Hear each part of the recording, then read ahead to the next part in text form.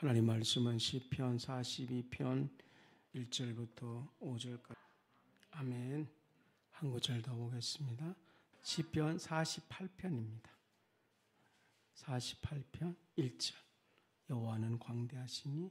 시편 오늘 이 두 편 중에 48편 가지고 설교 제목은 하나님의 성 시온이라는 제목으로 오늘 주일날 특별히 구정을 맞이해서 말씀을 전하고자 합니다. 신앙은 더욱더 하나님의 친밀감으로 가야 됩니다. 기도는 반드시 응답됩니다. 어떤 유업 속에서 히브리 11장의 믿음의 사람들은 그 유업 속에서 하는 행위는 딱 하나밖에 없습니다. 하나님을 찬미했습니다. 그런데 결과적으로는 사자를 막지 못했습니다. 순교당했습니다. 그렇지만 훗날 이 순교의 피, 주님을 찬송하는 그 능력은 후세에 계속적으로 역사했습니다. 저희들은 오늘 이 믿음을 갖길 원합니다. 특별히 시편 48편에 이 고백들이 우리의 고백이 반드시 될 것입니다. 그리고 이 믿음이 저희들의 믿음 되도록 할 것입니다. 매우 마음이 아주 참 뜨겁습니다. 그리고 시편 42편에 말한 것처럼 이 갈망이 흘러넘칩니다. 한 구절 한 구절을 살펴보면서 정말 오늘 이 구정에 와서 예배드리는 성도님들에게는 주님의 시편에 응답하신 것처럼 확실한 응답이 있게 될 것입니다. 기도는 확실히 응답받습니다. 그리고 하나님을 신뢰하면 반드시 결과가 맺습니다. 어떤 요즘 목사님들 중에서 맨날 기도만 하니까 하는 소리가 기도만 하고 있으면 다 돼. 벌써 신앙이 이렇게 되어 가고 있습니다. 뭘 말하는지는 내가 압니다. 그래서 아무 말도 하지 않습니다. 근데 오늘 주일날 와서 우리 성도님들에게는 기도는 반드시 응답받습니다. 그 믿음을 가지고 나아가는 우리가 되십시다. 이 시편 48편에는 예루살렘을 찬양하고 그 성 예루살렘 안에 있는 그 장엄함을 밝힙니다. 근데 그 이유는 성 자체가 아름다움을 말하는 것 아닙니다. 실상은 예루살렘 성 자체가 그렇게 아름답고 이렇게 하지는 않습니다. 문화적인 가치가 있다든지 이렇지는 않습니다. 매우 투박하고 별로 그렇게 아름답지는 않습니다. 그럼에도 불구하고 이 얼마나 큰지를 찬양합니다. 왜냐하면 핵심은 그겁니다. 하나님이 거기에 계시기 때문입니다. 이게 오늘 핵심인 것입니다. 마구간에서 오신 예수님, 마구간 자체가 아름답지 않습니다. 근데 그곳에 임마누엘 예수님이 탄생했기 때문에 그것을 거룩한 곳이다 이렇게 말을 합니다. 시편 48편에는 쓴 계기가 있습니다. 여호사밧 왕 때입니다. 이스라엘의 침범하는 모압과 암몬, 에돔 이 세 가지 항상 족속이 문제, 이스라엘을 끊임없이 괴롭힙니다.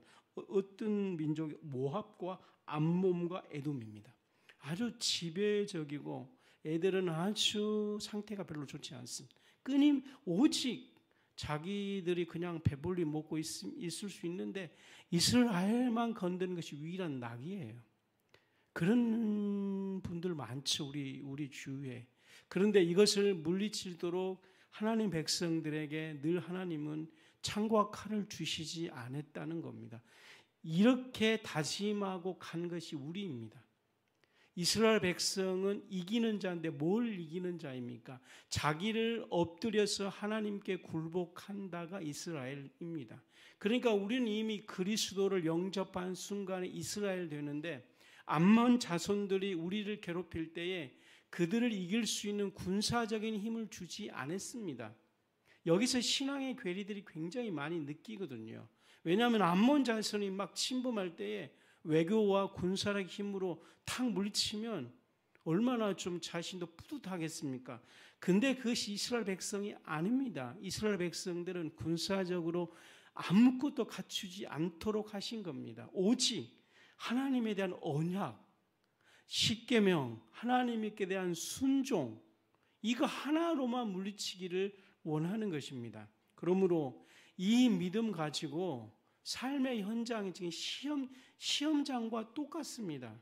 그 삶의 현장에서 이 믿음, 암몬이 왔을 때에 힘의 논리로 물리치는 것이 아니고 믿음의 힘으로 즉 믿음의 힘, 여기서 말한 믿음의 힘은 하나님만 경배하는 겁니다. 그냥 엎드려서 적이 물러왔는데 적 쳐다보지 않고 엎드려서 하나님만 고백하는 겁니다.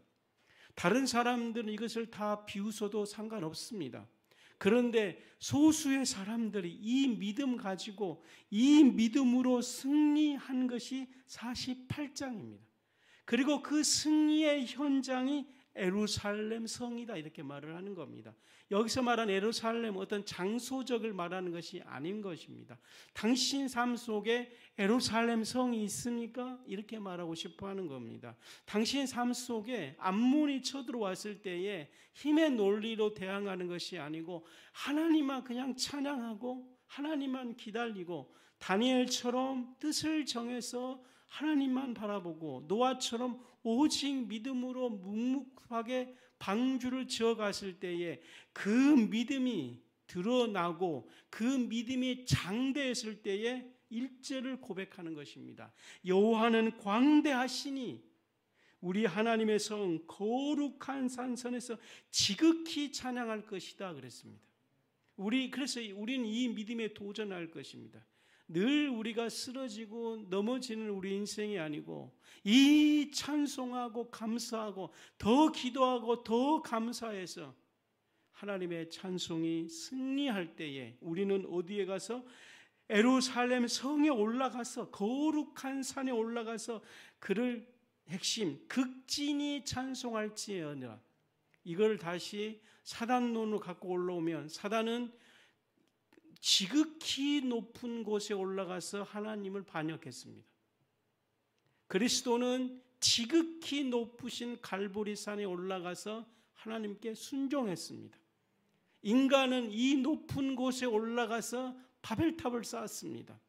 그런데 오늘 시편 48편에 저희같이 보잘것없는 저희들이 결단하고 다른 방법 쓰지 아니하고 오직 순종과 기도, 주님을 찾는 그 믿음, 그리고 이 좁은 길을 가기로 결단하는 그 사람들에게는 이 산에 올라가서 여호와를 찬미하는 축복의 산으로 올라가게 될 것입니다. 저는 여기에 매우 비전을 갖습니다. 저는 여기에 모든 승부를 걸고 싶습니다. 주님, 나로 이제 실패의 산에 올라가 늘 그 실패 노래를 부르는 인생이 되는 것이 아니고 이제 주님과 더불어 이 믿음을 사용함으로 거룩한 산, 즉 사단이 하나님을 대항하는 그 산에 올라가 여호와는 광대하시니 그리고 극진히 인간이 들을 수 있는 최상의 상태, 인간이 엎드려서 경배할 수 있는 최고의 영성의 상태, 최고의 믿음의 상태에서 하나님을 찬양하는 그 자리에 서겠습니다. 여기에 섰던 또 한 사람, 바로 모리아산 아브라함입니다. 아브라함은 이 모리아산에서 하나님을 찬미할 때 하나님께서는 그를 이미 거듭남과 같은 근본을 바꾼 것이 거듭남이거든, 물과 성령. 근데 이미 구약에서는 본질을 바꾼 축복을 받은 것입니다. 너는 모든 민족을 축복하는 자가 될 것이다. 더 놀라운 축복. 너를 저주하는 자는 저주하고 네가 축복하는 자는 축복하겠다. 여기에 막 마음이 뛰었습니다. 주여, 나도 이런 복을 주시옵소서. 그럼 니도 모리아산에 올라가 이렇게 이삭을 바칠 수 있는 아브라함의 믿음을 가질 때에 별 볼 일 없는 사람이지만 땅을 축복하면 땅이 축복받고 그 민족을 축복하면 그 민족이 되는 복을 받는 역사가 있게 될 것입니다. 성도 여러분, 이 믿음의 꿈을 가지십시다. 이 말씀을 가지고 기도하십시다. 지극히 높은 산에 올라가 마음에 막 요동치지 않습니까? 뭔가 마음에 큰 도전과 꿈을 갖지 않습니까? 그러므로 이 예루살렘 올라가 감격적으로 바라봅니다. 자기가 바라보는 것이 중요하지 않습니까? 산에 올라가서 거듭나지 못한 사람들은 자기의 그 욕망을 이루기 위해 꿈을 꾸지 않을 것입니까? 그런데 지극히 높은 곳에 올라가서 어떤 걸 보았습니까? 이 믿음의 사람들이 이 사람은 여기서 하나님의 공의를 보기 시작합니다. 나중에 살펴보겠지만 이 산에 올라가 하나님의 공의 앞에 감격하고 하나님의 공의를 통해서 이루시는 지극히 사랑 앞에 뜨거운 고백을 들으셨습니다.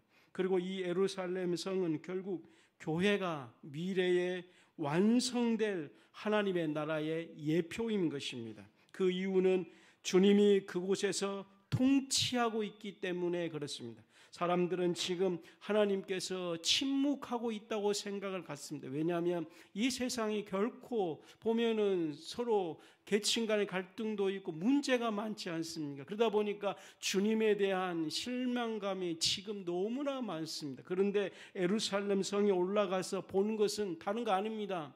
이 땅을 통치하는 주님이 보이기 시작한 것입니다. 통치의 물결을 보았습니다. 그러자 이 사람은 이 통치 앞에 순종하고 내가 무엇을 해야 됩니까? 라는 기도를 하기 시작하게 되는 겁니다. 주님의 통치를 보고 함께 동역하는 신앙이 되어야 되는 것입니다. 주님은 지금도 이 땅에 일하시는 것입니다.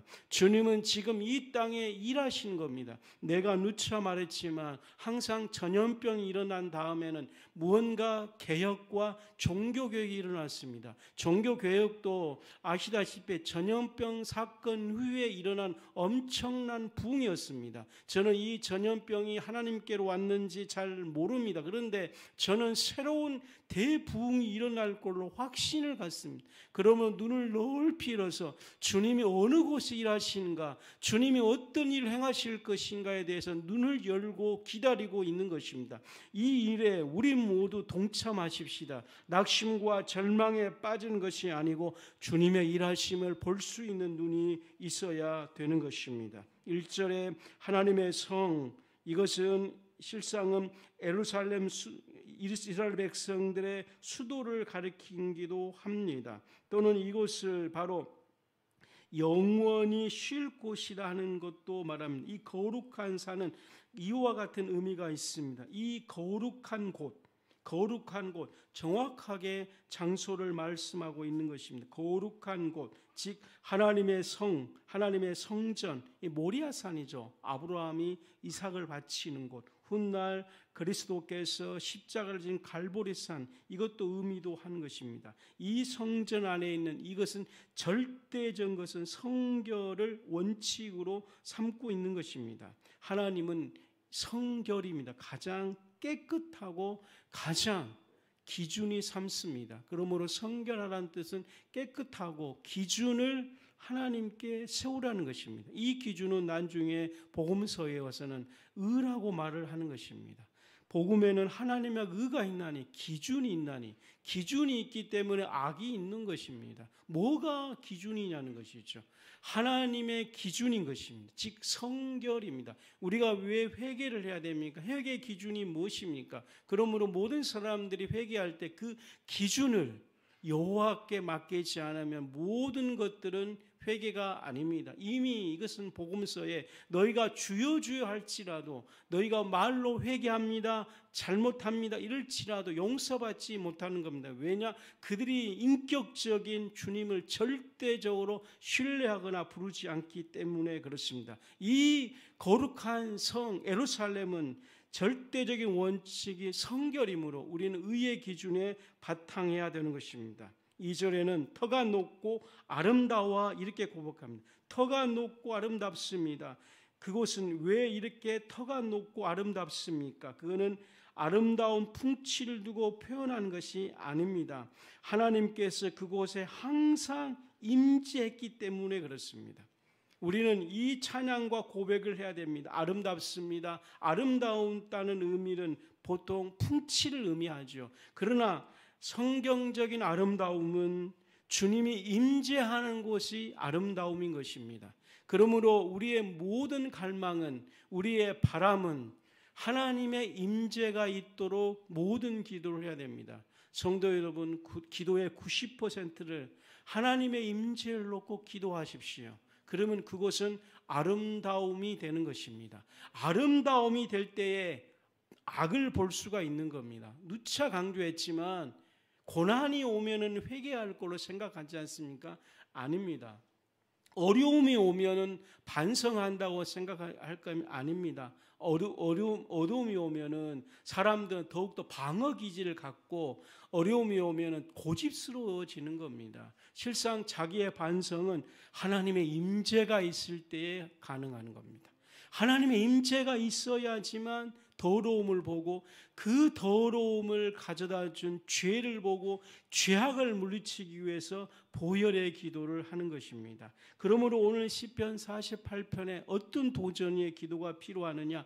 아름다움의 기도를 해야 됩니다. 그 아름다움은 하나님의 임재입니다. 성경을 말합니다. 너희가 기도하고 받은 줄로 믿어라. 무시로 기도하라, 전력 기도하라, 응답해 주신다는 겁니다. 그러니까 우리의 기도는 뭐냐? 하나님의 임재를 놓고 기도한다는 겁니다. 이방인처럼 구하지 말라, 의식주를 위해서 기도하지 말라. 그것은 아버지께서 당연히 너에게 있어야 할 줄 아느니라. 너는 하나님의 임재를 위해서 기도하라.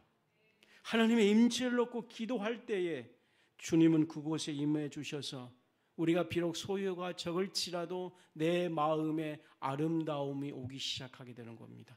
아름다움이 올 때에 더 놀라운 축복은 내 육체가 정상적으로 힘을 발휘해서 그 육체가 하나님의 나라를 위해서 일할 수 있는 육체가 되게 될 줄로 믿습니다. 하나님께서 이 영적인 아름다움에 참여한 우리가 이 영적인 아름다움을 본 사람이 주님의 임재를 경험하고 주님의 임재를 경험한 그 사람이 하나님의 참 모습을 보게 될 것입니다.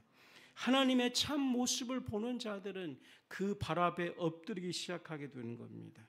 그리고 온 세상에 이 하나님의 아름다움을 전하기 시작하는 겁니다. 기독교의 제국주의를 전하는 것이 아니고 이게 참 문제죠. 기독교의 제국주의, 우월주의가 실상은 그건 하나님이 아니에요. 기독교 우월주의예요. 많은 사람들의 기독교 우월주의를 전하는 거죠. 식민지에도 그런 거죠. 실상은 그들이 하나님의 임재를 경험하지 못하기 때문에 하나님의 아름다움을 모르는 거예요. 그러다 보니까 그냥 총과 칼을 앞세우고 신문주의에 십자가만 꽂으면 그것이 하나님으로 생각하는 겁니다. 우리는 철저히 회개하고 하나님의 임재 가운데 하나님의 본 모습을 보아 그분을 전파할 수 있는 저희들이 되십시다. 이거 시편 48절에 우리에게 주신 놀라운 축복입니다. 3절은 하나님은 열국의 자신을 무엇이라고 표현합니까? 그렇죠. 그 열국, 온 세상, 결국은 예루살렘 성에 올라가 거룩한 산에 올라가 뭘 봤습니까? 하나님의 통치를 보았을 때에 모든 열국들은 하나님의 지배 아래에 있다는 겁니다. 그 열국은 결국은 하나님이 피난처시다 이렇게 고백하는 것입니다.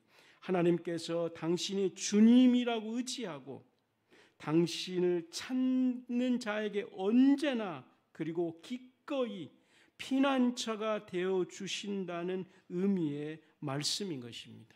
이 땅의 모든 열국들은 일심으로 하나님의 피난처가 되어야 되는 것입니다. 그런데 얼마나 이 시대가 악해서 하나님은 나의 피난처이십니다 고백하지 않는 것입니다.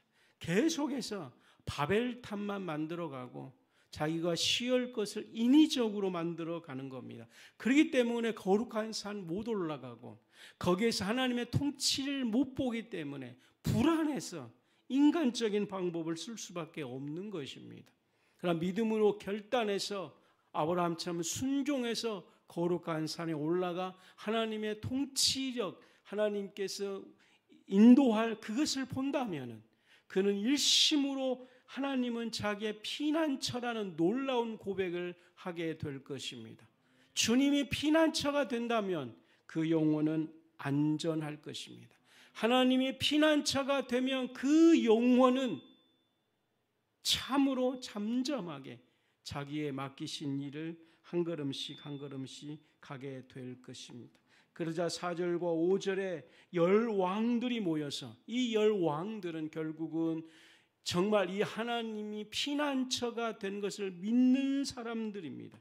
아니 그 반대죠. 그 열 왕이 모여 함께 지났습니다. 결국은 이 열 왕이 예루살렘을 침공하기 위해 그 이곳에 왔던 하나님을 의지하지 않는 세상의 모압, 아까 세 나라의 뿐 아니라 열 왕, 서로 악한 자들은 보통 세 사람이 모였는데 세 나라만 모이는 것이 아니라 우리가 경험하지 않습니까? 한 사람만 와도 힘든데 세 나라만 와도 힘드는데 열 나라가 와서 침범했다면 현실적인 눈으로는 1%도 승리할 수 없는 상황인 것입니다. 그 예루살렘을 침공하기 위해 여기서 핵심이 바로 예루살렘인 것입니다. 바로 우리가 하나님을 믿기로 작정하는 그 믿음을 파괴시키려고 하는 것이 바로 열왕입니다. 우리가 순종하고 결심해서 모리아산에 올라가 이삭을 바치기로 다짐을 하는 올라가는데 이 열왕이 와서 우리를 갖다가 올라가지 못하도록 방해하는 세력이 바로 열왕입니다. 여러분도 이 신앙이 올라가는데 정말 이 산에 올라가 지극히 하나님을 높이기로 다짐했는데 이곳을 방해하는 열왕들이 우리에게 와 있음을 보지 않습니다. 이것이 어쩌면 자기 자신일 가능성들이 훨씬 많습니다. 열왕이라는 것. 결국은 자기 자신이고 요즘 내가 새롭게 눈 뜬 것은 물론 이거는 성경적이 아니고 내 생각이다만 유전자요. 이런 것들이 막 끊임없이 방해한다는 것이죠. 결국은 인간은 그 정해놓은 길만 가는 그 어리석음들, 그 열왕들이라는 것입니다. 그 아무튼 자기든 내면이든 그건 열왕인 것입니다. 이걸 침공하기 위해서 함께 합하고 합세하고 그렇지만은 지났습니다. 결국은 함락시키지 못하고 오히려 그들이 패퇴했다는 것입니다. 이거 너무나 믿음이 왔어요. 함락을 못할 뿐 아니라 그 열왕이 완전히 몰락했다는 것입니다. 여기에 얼마나 십자가 앞에 감사했던지 나를 괴롭힌 열왕이 나를 정복을 지금까지 해온 거죠. 그런데 신앙에 결단하고 완전히 순복하기로 다짐해서 한 걸음씩 갈 때에 결국은 이 열왕이 패퇴할 것입니다. 그리고 지극히 높은 산에 올라가 그곳에서 진짜 하나님을 지극히 여호와는 광대하시다. 그래서 여러분들이 여호와는 광대하시다 그때 부른 찬양이에요. 여러분도 지금까지 이 의미를 모르고 그냥 여호와는 광대하시다 그랬지 않습니까? 그 열왕이 패퇴한 후에 모리아산에 올라가 하나님께 순종한 후에 안에서 막 영적인 믿음이 올라와 여호와는 광대하십니다. 여호와는 광대하십니다. 외치게 될 것입니다. 현실 속에서 우리가 때로는 패퇴할 수 있겠지만 결국은 믿음이 승리합니다. 그리고 우리 입속에서 여호와는 광대하시다 찬미하는 축복에 서게 될 것입니다. 6절에 보면은 정말 다 같이 읽으십니다. 시작.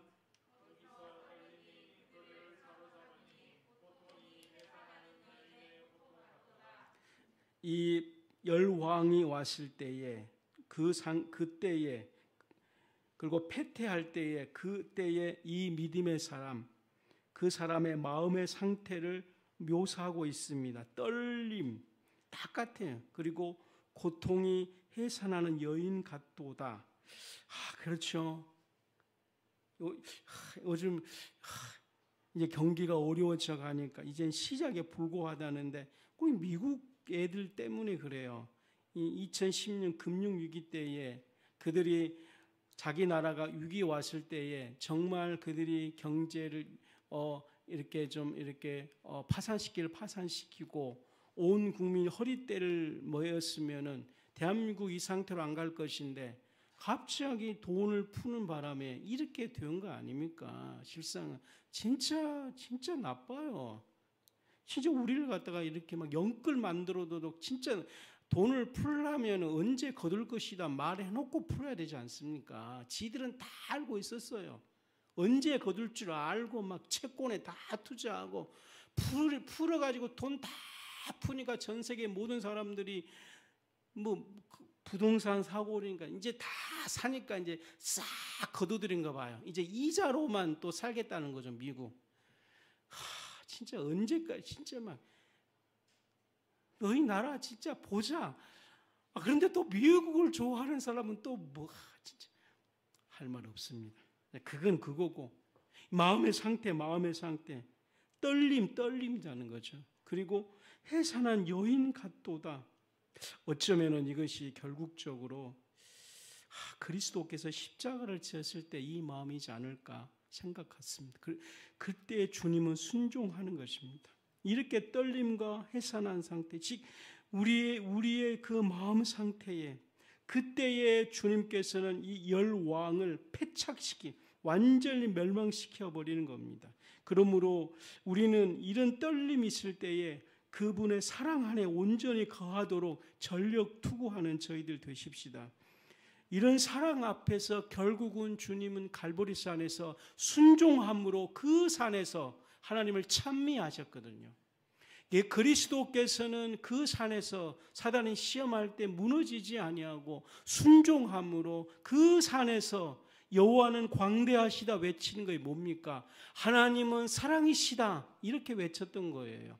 지극히 높은 산에 사단은 반역했지만 그리스도는 그 마음 상태 떨림과 해산한 수고 앞에서도 굴하지 아니하고 뒤돌아보지 아니하고 결단하고 견고히 있어서 믿음의 길 감으로 승리함으로 그분은 지극히 높으신 곳에서 하나님은 사랑이십니다. 하나님은 사랑이십니다. 외치고 갔다는 것입니다. 저희같이 비천함한 자에게 이 은혜의 축복을 주실 것입니다. 저희같이 가지고 있지 않는 자에게 성령을 주셔서 이런 믿음의 역사 가운데 있도록 축복해 주실 것입니다. 7절 나같이 봉독하십시다. 시작. 7절에 주님을 경험하게 될 것입니다. 다시스 배, 이거는 다시스를 향하여 가는 것, 구약의 다시스 아시지 않습니까? 그것을 향하여 가는 배를, 건조한 배를 의미합니다. 그러니까 배가 굉장히 크다는 것이죠. 이 다시스 배는 튼튼하고 그다음에 장기적으로 원양을 할 수 있는 아주 적합한 배를 가리키는 겁니다. 그러니까 여기서 믿음의 사람 7절을 우리가 고백해야 되는 겁니다. 그러니까 이 배와 같이 강력한 힘을 가진 주님의 주권하에 지배 아래 있습니다. 이런 것과도 똑같습니다. 주께서 동풍으로 이 배를 완전히 깨뜨리시다. 이 배가 정말 큰 배인데 이 배를 깨뜨리신다는 것입니다. 그러니까 이 배는 파괴시키는 동풍을 의미하는 것입니다. 즉 하나님의 심판 안에 완전히 있다는 겁니까? 이 욥에서 나온 배가 이 다시스 배거든요. 이 동풍이 불어가지고 다시스의 배에서 어려움을 줬지만 결국은 주님께서는 욥을 변화시켰다는 것이죠.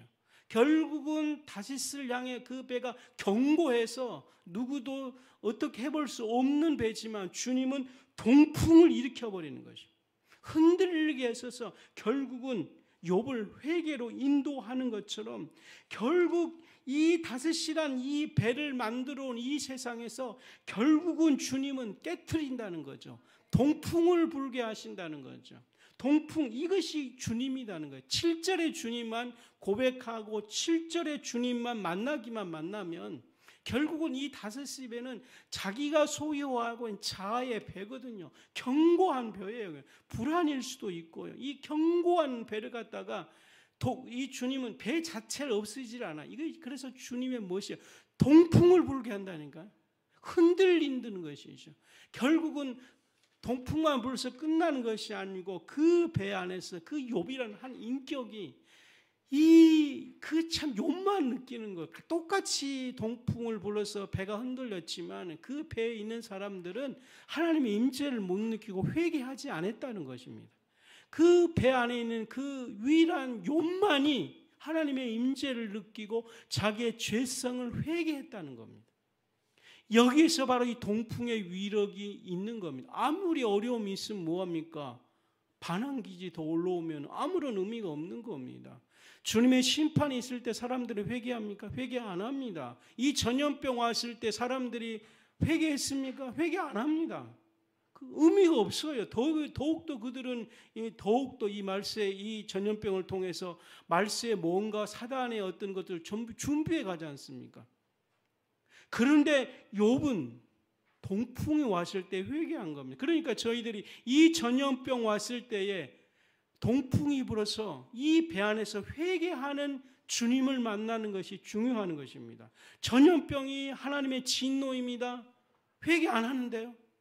다시스 배 안에 있는 사람 회개 안 했는데 욥만이 하나님께 회개하는 것. 그래서 저희들이 시편 48편 이 하나님 만나서 전염병이 뭐 하나님이 뜻인지 아닌지 잘 몰라요. 그러나 우리는 위기 앞에서 동풍을 부는 하나님의 숨길을 만나야 되는 겁니다. 동풍을 부는 하나님의 느낌을 받아야지 욥처럼 반성하고 자기 의지를 끊는 자가 되어야지만이 이 7절을 고백할 수 있는 것입니다. 잘 될 수도 있고 안 될 수도 있습니다. 그런데 이 가운데 주께서 나로 하여금 그 문제를 하나님 줬는지 안 줬는지를 모르지만 그것이 내 삶에 동풍되어서 욥처럼 회개하게 하옵는 축복이 임하기를 바랍니다. 8절을 봉독하십시다. 시작.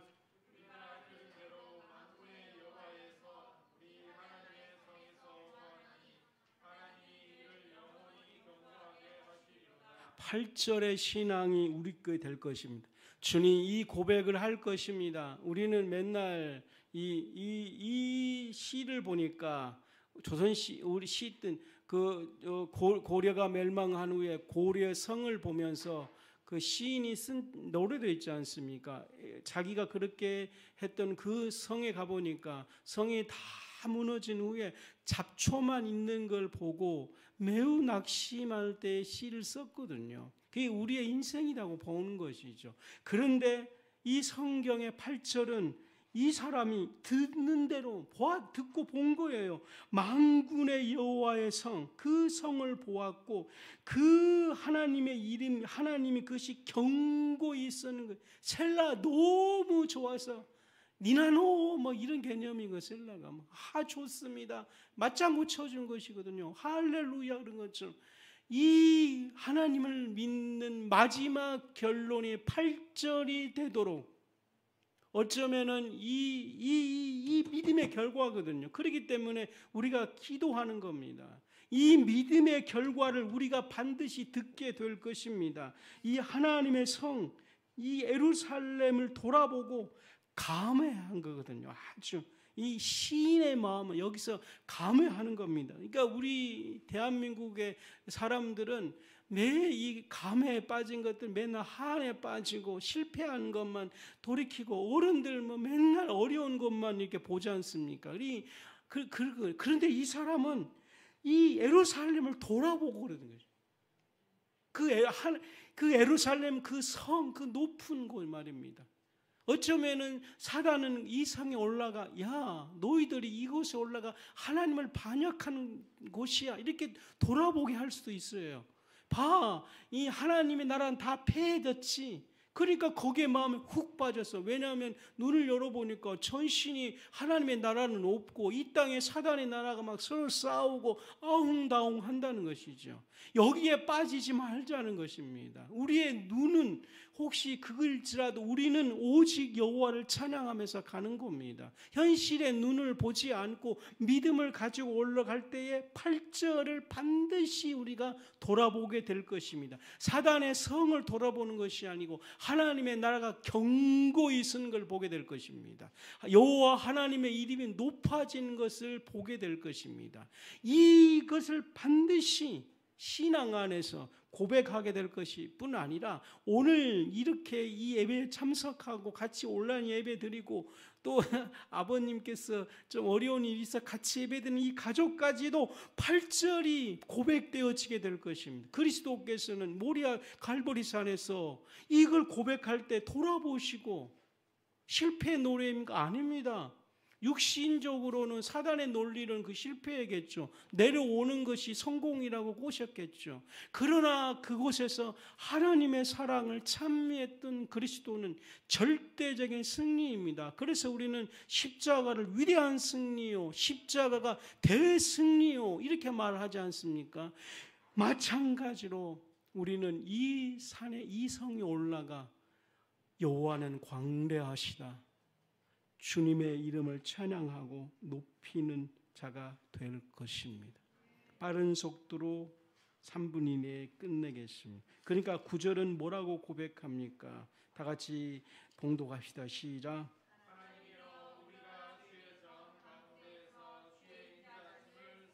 이 성에 올라가서 주의 인자하심을 생각하는 축복으로 들어가게 될 것입니다. 너무나 간절히 바랍니다. 너무나 기대합니다. 이걸 놓고 기도하겠습니다. 이 성에 올라가, 반역의 성이 아니죠.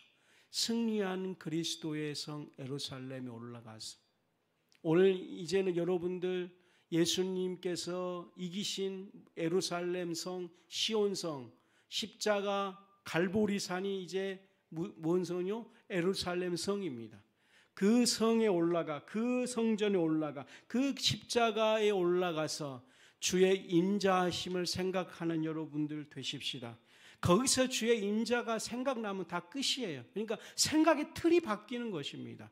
이 세상을 사단이 99%를 장악해도 갈보리산에 올라가 주의 인자하심을 생각하면 생각의 틀이 바뀐 사람은 그 사람을 통해 하나님의 부흥의 역사가 반드시 오는 것입니다.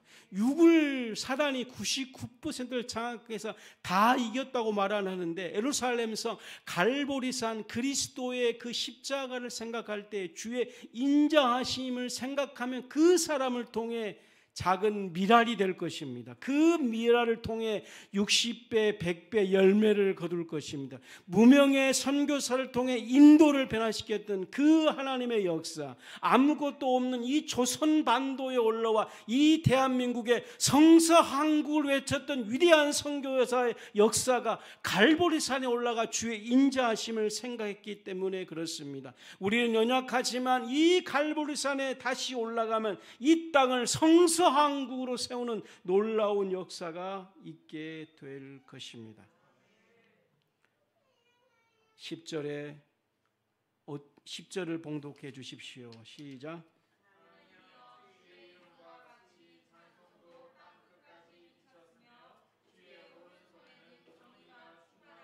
통찰력이 오니까 주의 정의를 보기 시작하는 거죠. 이제 공의를 보는 겁니다. 하나님의 공의를.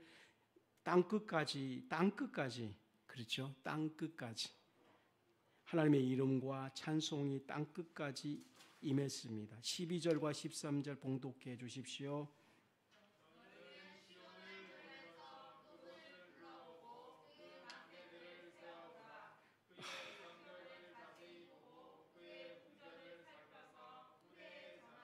아멘.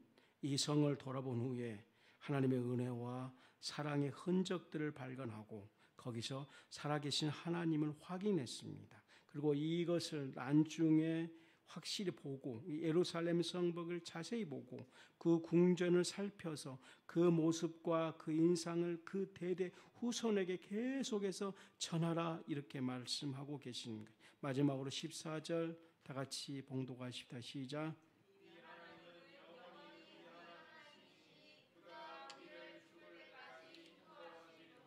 14절이 너무 아멘 되지 않습니까? 이 하나님, 이 진짜 하나님, 이 하나님이라는 진짜 왜곡되지 않은 하나님. 그러니까 제국주의나 이런 너무나 지금 하나님이 왜곡되고 있거든요. 갈보리산에서 만난 진짜 하나님, 우리 진짜 하나님 만납시다. 그래야지 이 땅을 개혁할 수 있고 이 땅을 변화시킬 수 있습니다. 이 하나님은 영영이 우리 하나님이시니 우리가 죽을 때까지 인도하시리라 그랬습니다. 이 하나님을 찬미하고 감사합니다. 그리고 마지막으로 1절을 다시 1절 마지막 할 때니까 믿음의 고백을 크게 할 수 있도록 우리 사랑하는 주일학생 여러분 마지막으로 한번 하기 위해서 자 성경을 보시고 다 같이 시작.